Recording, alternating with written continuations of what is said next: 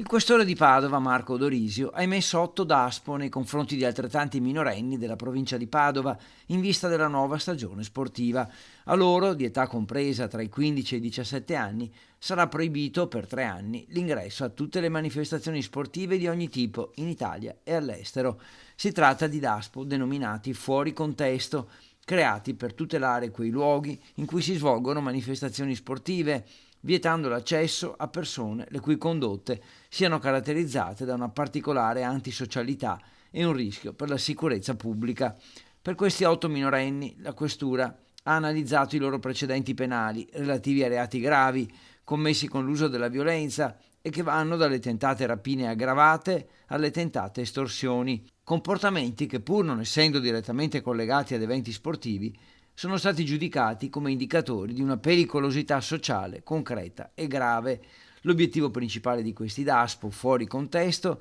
è impedire ai violenti di accedere agli stadi e ai palazzetti, ma anche mandare un chiaro messaggio di tolleranza zero verso qualsiasi forma di violenza, proteggendo i tifosi sani. Nel corso dei primi 7 mesi del 2025 il questore ha adottato già altri 12 provvedimenti simili, dai 2 ai 5 anni, nei confronti di 7 minorenni e di 5 maggiorenni residenti in città e in provincia.